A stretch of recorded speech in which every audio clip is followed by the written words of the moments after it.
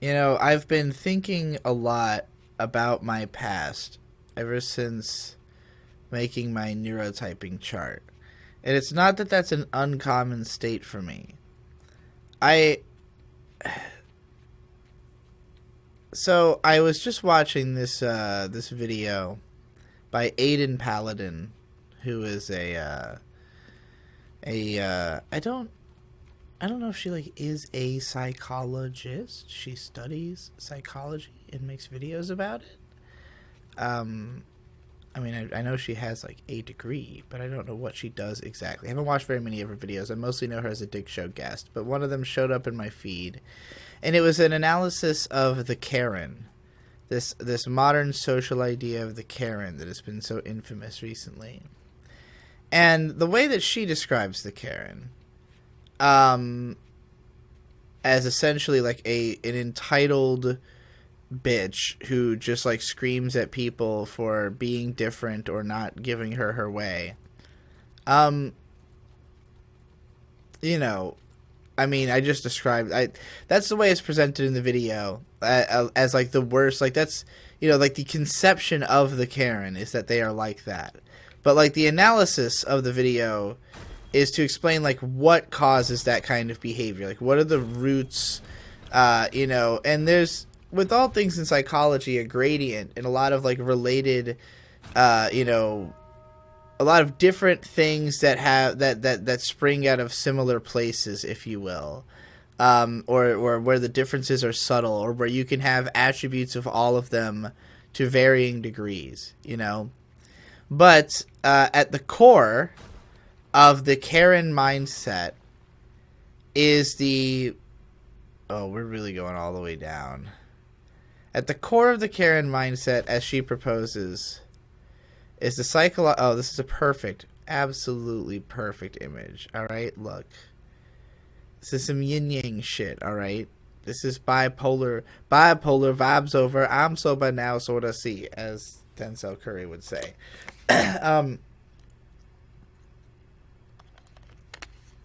In the shadows, it feels like I'm just being attacked. On the surface, he looks calm and ready to drop bombs, but he keeps on forgetting what he wrote down. The whole crowd roars so loud he opens his mouth, but the words won't come out. He's choking now. Everybody's joking now. The clock's run out. Time's up. Over now. Slap back to reality. Yope, there goes gravity. Yope, there goes gravity. Choked. He's so mad, but he won't give up. Daddy. That's what this imagery says to me right now. And also is how I feel as I continually struggle to figure out what the fuck I am trying to say.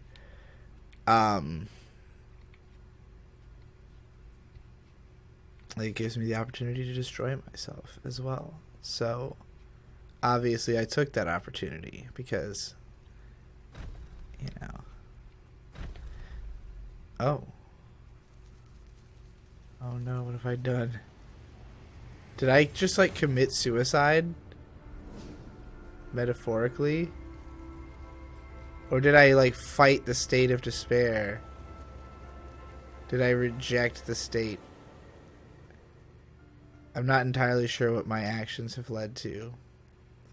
Or what exactly I was trying to express in enacting such vengeance upon myself.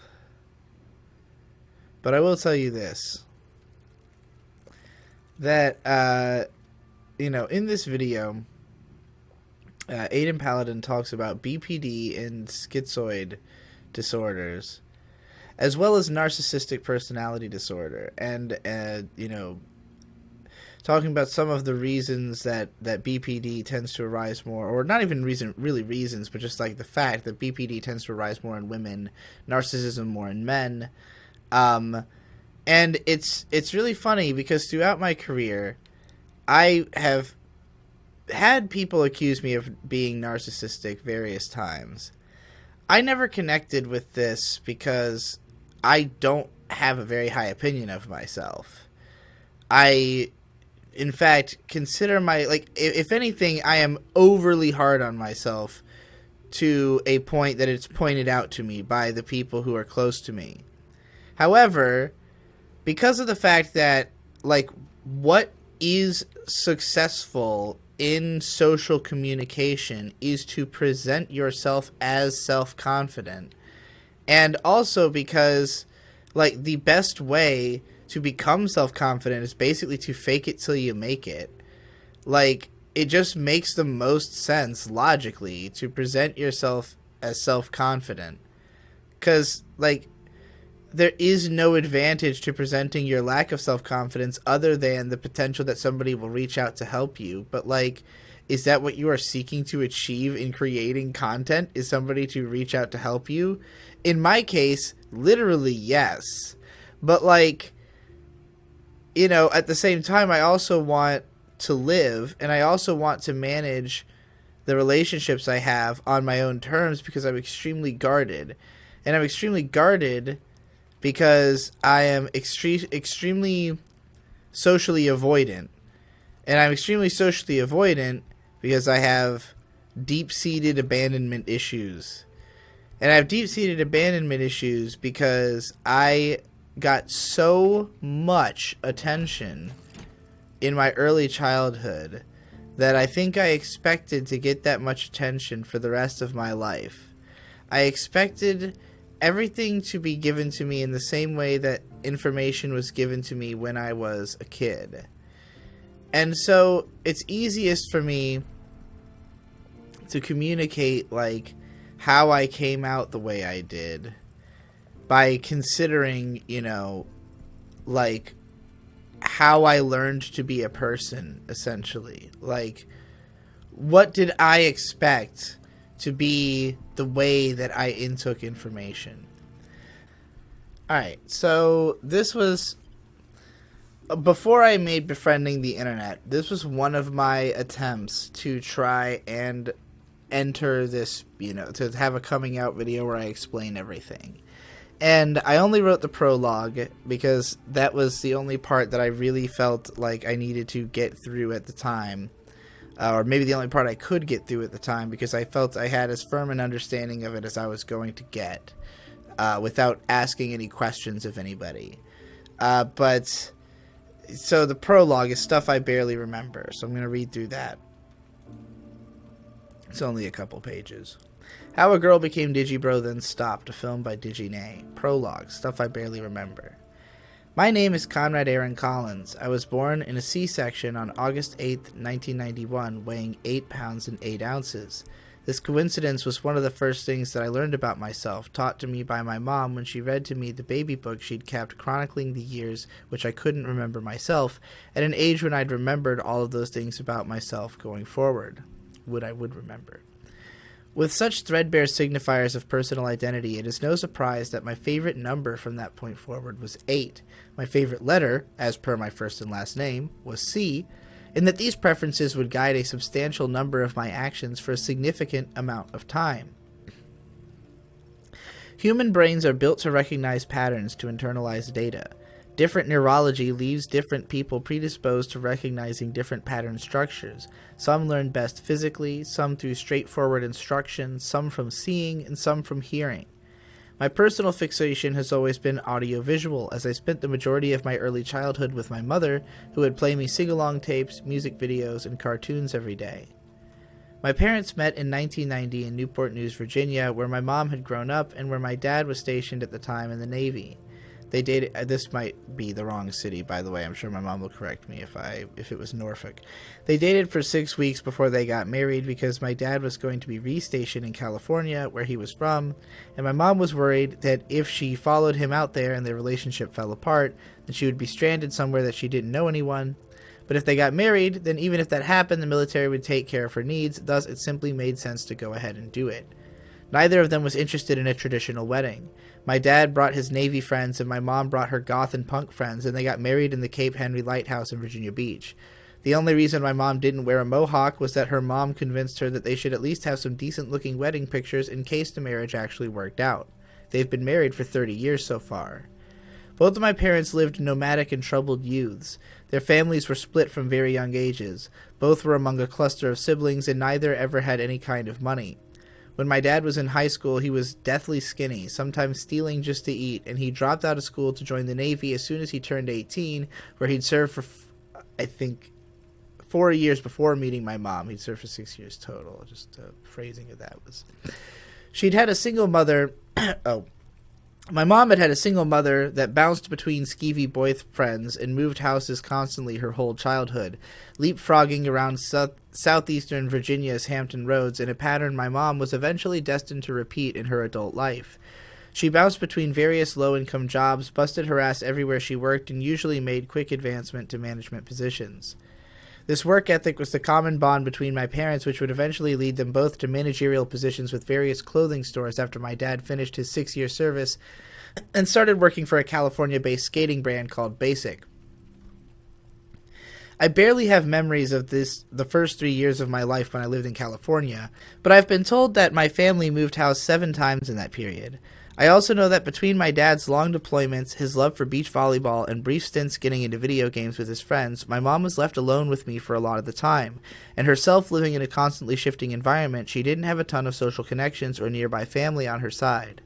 I know that we briefly lived with my dad's older brother and what I had considered to be my 2 cousins, one I guess wasn't anymore after a divorce, girls about my age who I remember having fun hanging out with, mostly from pictures of us dressed as Lock, Stock, and Barrel from Nightmare Before Christmas as toddlers. As put by Wikipedia, it is widely agreed that core gender identity is firmly formed by age 3. At this point, children can make firm statements about their gender and tend to choose activities and toys which are considered appropriate for their gender, such as dolls and painting for girls and tools and roughhousing for boys, although they do not yet fully understand the implications of gender. After age 3, core gender identity is extremely difficult to change, and attempts to reassign it can result in gender dysphoria. Gender identity refinement extends into the 4th and 6th years of age and continues into young adulthood. Neither of my parents had much of a significant male role model in their lives. My dad has no memories of his biological father, and his adoptive father, who also split with his mother by his teens, died of a heart attack when my dad was only 30. The most important thing that my dad got from him was a sense of discipline, which the Navy would also reinforce, even if he spent most of his time partying around the world when he wasn't at work. My mom's discipline was born out of necessity. If she wanted to have something, she had to work for it. She'd always been a misfit at school and distanced herself from most traditional aspects of femininity as a result of not wanting to associate with the kinds of people who had made her an outsider. Instead, she hung out with outsiders, doing things like playing in stage shows of Rocky Horror and buying plushies of serial killers. All my dad ever wanted was a woman who could take care of his fragile emotions, and all my mom ever wanted was a sensitive, emotional man who would still work hard and take care of her and her kids. These 2 parents only knew one thing for sure about how they were going to raise their children. They were not going to do what their parents did. All they wanted for their children was for them to have the happiest, easiest lives possible, and they worked their asses off every single day to make that possible, in spite of everything. The lack of functional support networks, terminally broken families, and an insistence on self-reliance that unfortunately is the worst trait that they passed on to their children. I had such a strong sense of it from such a young age that I don't even know how early I must have decided to stop telling them shit. I'm constantly afraid that there might be things I forgot because I wouldn't even tell myself. When I think about my childhood this way, it's easy to see the chain of causality that leads to all the events that stand out in my mind. The other 8s and C's that keep cropping up again and again because, of course, I was always looking for them. It's not a surprise when you come out of the closet one day and realize that every song you've ever loved had something to say about the duality of living a bifurcated real and unreal life. In that baby book my mom read me, my gender was listed, in no uncertain terms, as a boy, and so I internalized that information as much as everything else in the book. However, I never had any exposure to anything that boys nor girls do, unless the girl in question was my mom. I liked the things she liked. Alternative rock music, sing-alongs, and television. The first show I remember watching with my parents was Beavis and Butthead. So if you're ever wondering how it is that someone who self-identifies as a woman could turn into Digibro, well, that's what I'm here to try and untangle. This is what I mean when I talk about project bloat, because, I had this extremely complex idea for doing this, massive coming out documentary, essentially, because the more I think about it, the more reasons I can point to for it. And, I could summarize it simply, but, the fact of the matter is that dwelling on the reasons is antithetical to why I bothered coming out, which is that I don't need a reason, that there doesn't need to be a concrete one-size-fits-all explanation or a justification that makes it okay to feel the way I feel, you know? It's just okay. It's just okay to feel the way you feel. You know, there are reasons for it. You don't need to necessarily know what those are or understand them for them to be valid, for your feelings to be valid, and for you to find a way to deal with those feelings that makes your life livable, you know? And for me, I've been struggling with that for quite some time because of the fact that I have something that logically resembles what I'm looking for, and yet there's a hole in it that is so difficult to grasp. And it's difficult to grasp because the parts that are missing are things that even if I know what they are, I don't know why I want them. I don't know how to justify to myself that I feel that way, you know? And it was only through coming to the conclusion that I guess it's kind of like truly coming to understand the concept of gaslighting. I'll put it this way. That, like, you know, if you know something is true and you can't explain it, that doesn't make it less true. It just means you can't explain why you know what you know. And it's not that everybody else should be sublimated to your reality. Like, you shouldn't be expected to just believe everything everybody says. But you should be able to at least believe in the sincerity of their belief. And if you find that you cannot communicate with somebody, you cannot, like, go on in communication with somebody because their beliefs, for whatever they think, whatever, there's some idea they have that is just so incongruent with your worldview that you can't move past it. You cannot continue to have peaceable communication with this person because the topic always comes up, and you know, and it's frustrating. Oh, now I understand. I just completely forgot about my heavy power. You know, like, let's say that there's somebody around you who thinks that the government did 9/11, and you're pretty sure it's not true. You think it's funny at first, but they won't stop bringing it up, and they keep insisting. Every time you're trying to talk about anything political, they always bring everything back to the government did 9/11. This was like a character that would have existed in the, you know, in the 2000s. There we go.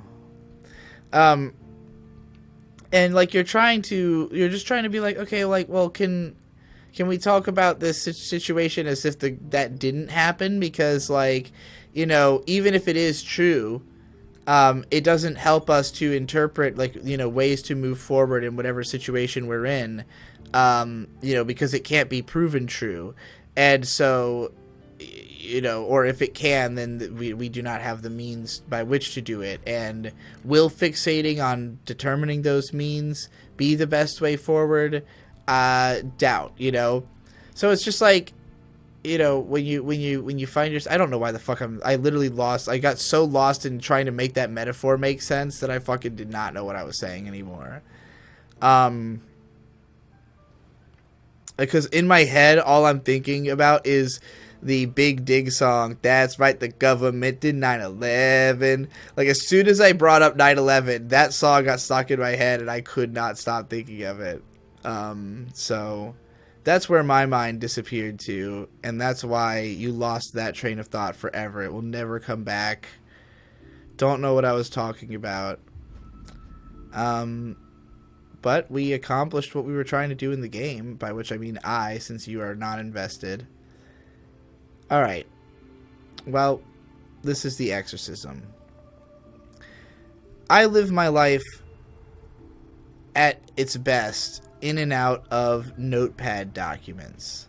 I'll show you the one that I'm looking at right now. This one's called P's and Q's.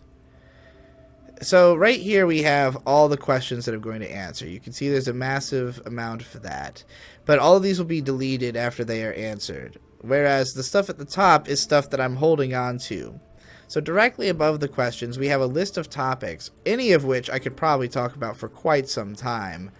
that I've wanted to bring up, that I basically plan to bring up on Scraps or in this exact video you're watching because of the sheer buildup of it, and this is why the video is going to be so fucking long. You know, just stuff that I want to talk about. And then we have here the list of 5 trans anime that I was going to make a video recommending for LGBT month, but because I had the idea too late into the month, I knew I would not be able to finish as many of the shows as I wanted to rewatch to talk before I could really talk about them as trans experiences.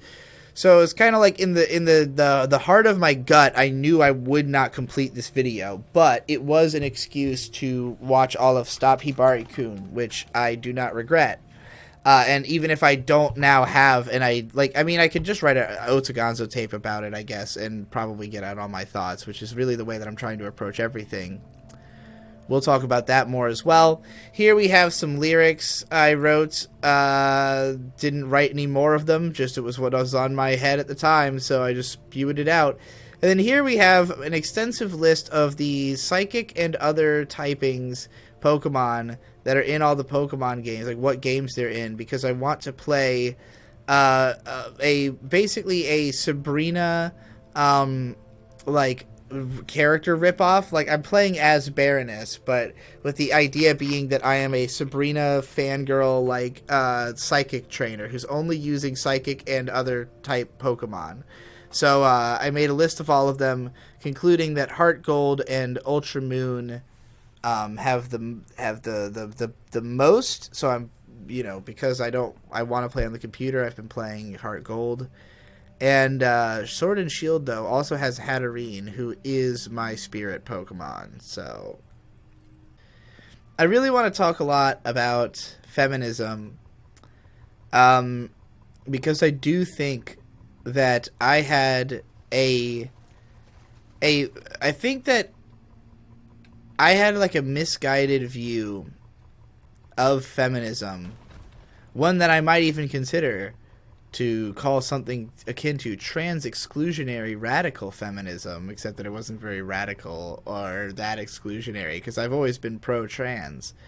But it's more that, like, I felt as though there must be something different about the experience that other trans people are having to my experience that is causing them to act so differently from me about the their expectations, I guess, of society as a trans person.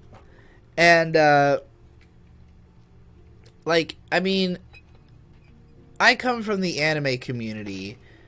In Japan has like a long history of transness in many different forms and names, but not looked at the same way that the trans community looks at it now, or that the medical world looks at it now. The like conception of like, I as a boy who wishes to be a woman,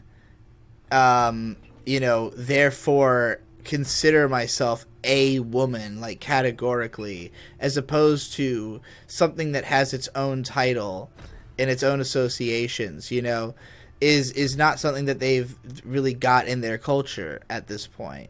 But they did have concepts of like more socially, like those other terms, while they may not have been like of the highest social standing, they are roles that existed in Japanese culture that like people could fulfill and find some kind of acceptance as one of those people, and that's not something that really existed in American culture until the emergence of the modern trans culture.